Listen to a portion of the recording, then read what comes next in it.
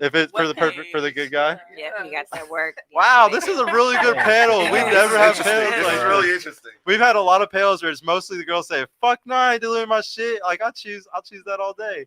Hey, black men do talk, man. What is up? Thank you for pulling up, bro. You. I don't know if that's streets, Streets, but shout out to you, bro. It is probably streets. Yeah, dude. What's up, streets? Thank you, bro.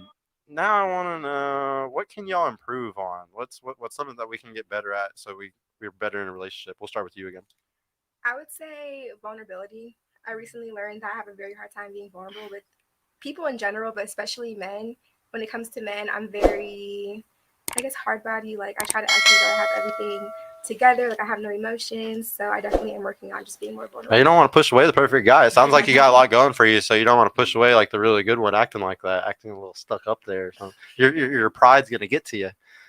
So what about you? What's something that you can improve on, you think? Definitely pride. I definitely do have a lot of pride, and it's like, again, I was like saying about how I know I can be like nonchalant sometimes, like I don't care. So just also showing more emotion and things like that. And I've dealt with, I would say, what the public might say high value men. And when you deal with the high value man, I feel like they also have that. Like they have that, kind of alpha male stance. Like, oh, they got the pride too. Yeah, exactly. And then that's it, because I'm in my prideful zone, you're in yours. Well then, damn, like that's it. What's it called? It's called the whenever they're looking for planets that like could be habitable, they call it in the Goldilocks zone. And it's like that's what women have to do. Y'all have to find a guy in the Goldilocks zone, because if you go too high value, he got too much pride. There's no way he's gonna settle for you. Definitely. But you gotta find the guy in the Goldilocks zone. No. You know what I'm saying? I just thought of that. That's really funny. So what about you, bro? What's something that you can improve on, you think? Me? Yeah. Honestly, bro, like we was talking about earlier, my weight, trying to cut down. Yeah. Like I've been working on my humility as far as like when it came to be RP. Like honestly, like I said a couple of days ago, I honestly have came to recognition, as Kevin Sanders said. I know we talked about it, women having the need to be right. I have come to the understanding of having to humble myself in the sense of needing to be right, and into more of like having a fair understanding and sharing my perspective, and rather that person changes their mindset and what's up, that's on them. Yeah, like putting your perspective out there and just letting it see what happens, kind of, instead of trying to force it on people. For sure. Yep, I feel that completely. You know how me and you are. Like, I'm the same way as him, guys. Like me and him are the same when it comes to debating about stuff.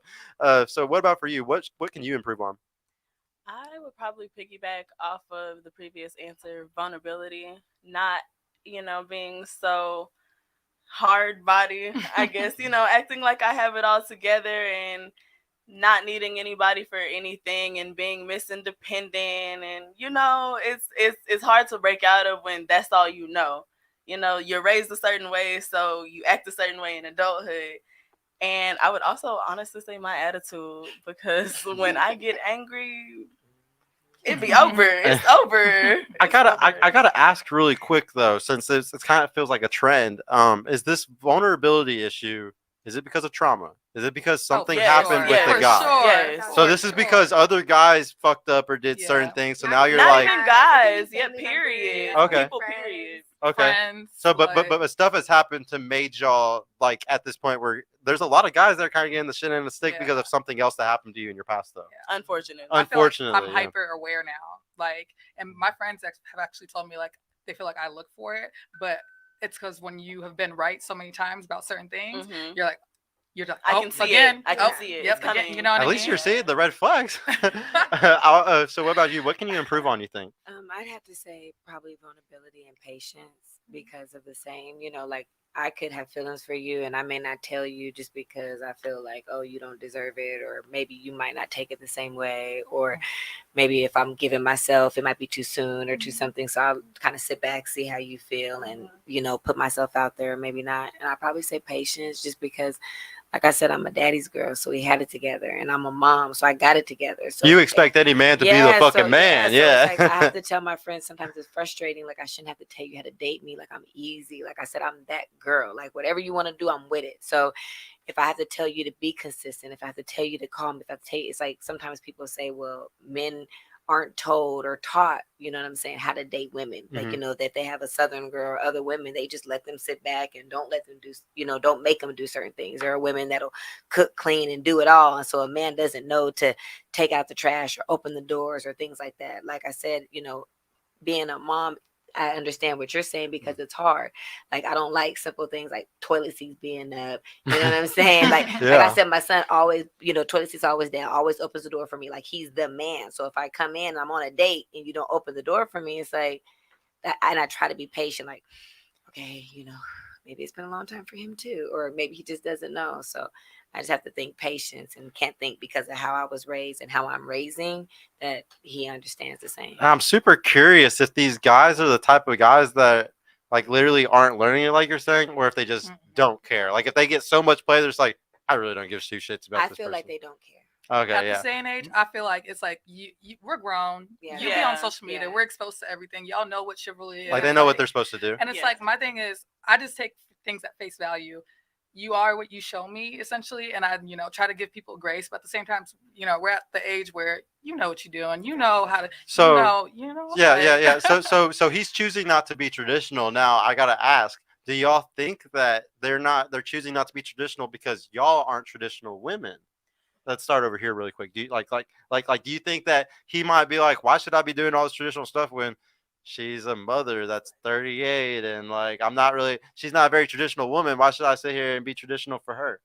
No, because I don't ask anything I can't give. And I mean, I did it the right way. You know, I met my son's father at 18. You know, we got married at 21. We had a baby at 22. You know, we got divorced at 24. He couldn't be faithful and he couldn't keep his hands to himself. That's the end of that. You know what I'm saying? Like, I'm not going to stay. I'm not going to, you know, be a victim. I'm not, that's not. There So, might be people who disagree with me on this, but I sadly think that maybe you should try to make it work, even though he was unfaithful. I don't know how high value this man was. Like I don't know how much money he made or anything, but it's just like if he made a certain amount of money or he was super attractive, it's just like that's one of those things that's hard to fight, you know, who? like the guy, like the guy you divorced, Oh, like your ex. no. Like was he really attractive or did he make good money?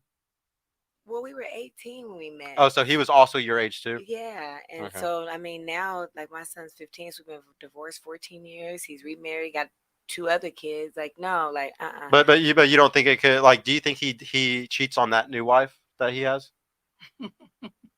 Well, before he got married, he was still trying to be with me. So you know, I mean, I don't know how. So you think he's still a player like that? Probably so. Yeah. Oh, he ain't going. Nah, he's Yeah. horrible. No, You know what I'm saying? He's I'm just horrible. sometimes I'm just very hard about keeping the family together. And the thing is like you know how I was saying earlier, like I don't blame women for having to be hypergamous or like choose the best man because I know it's in y'all's DNA. Like I know it's a hardwired thing. There's nothing to be mad about.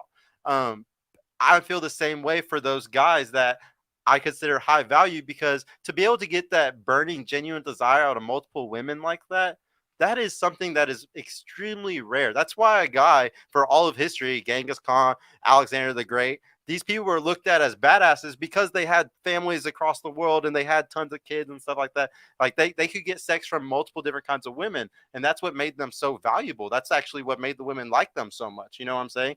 So like sometimes I feel like if you're dealing with one of those type of guys to keep the family together, sometimes you just have to accept they're going to sleep around. And it's a horrible thing to think about. I actually teach guys to not do this. I'm very strong on Christian values and to not cheat. I think it's better for the household. I think it's better for the kids. So like I highly talk against these things. But if you're the type of situation where like you had everything perfect, you know, y'all were young, like y'all did everything perfect, you know, up until him being a cheater. You know what I'm saying? So sometimes I feel like maybe it's worth it, but you know, I honestly disagree with it too. At the same time, I'm saying I'm giving advice, but at the same time, I disagree with my own advice. So, you know, but do you have anything to say along that? Yeah, this is something that you actually know a lot about. So when it comes to us talking about vulnerability, I know that there's a statement that a lot of women make. He's a man. I'm gonna make him be a man. It's kind of a catchy thing with that. And what I mean to say is that you got beta males out there that will try to fix your issues. And shout out to Mr. Lucario. He talks about that you should not try to fix a woman's emotions.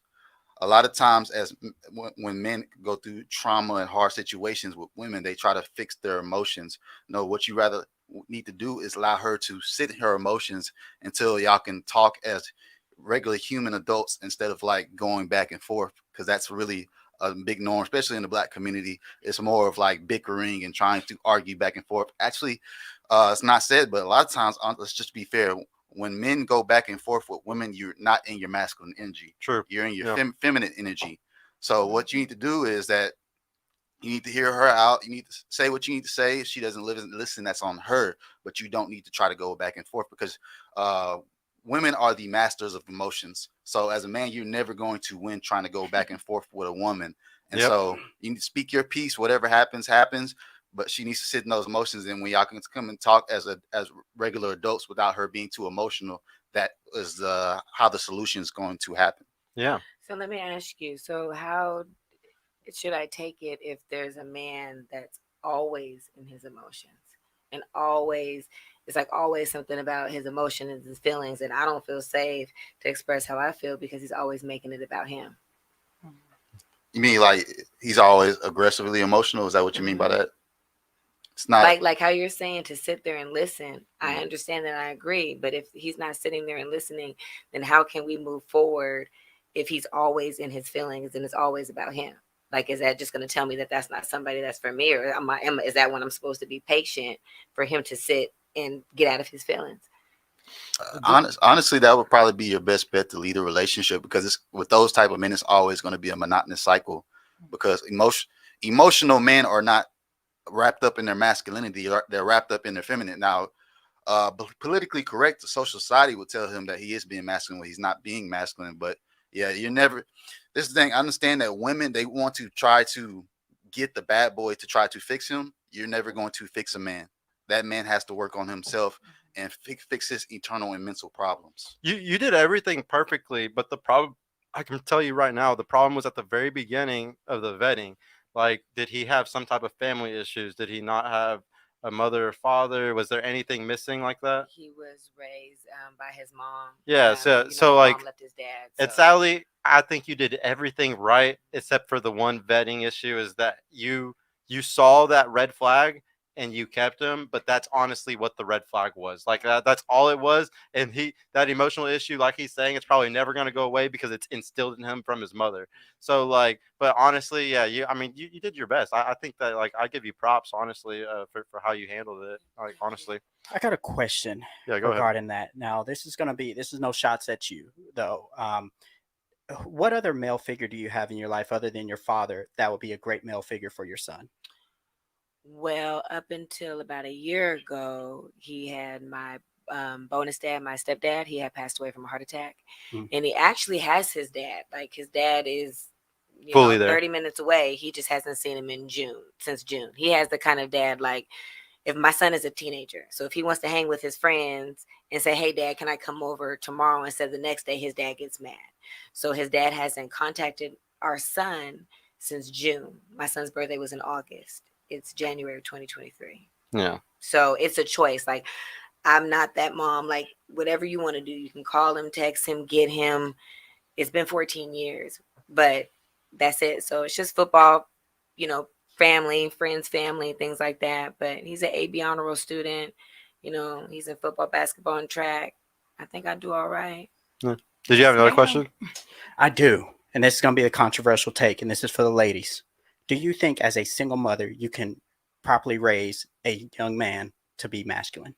Yeah, we'll start with you since you're the single mother. Yeah. My son is a whole man.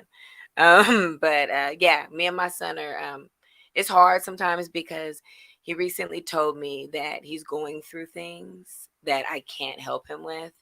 And so we talk about everything. Like, we talk about everything from girlfriends to porn to bad days to, like, we're peanut butter and jelly.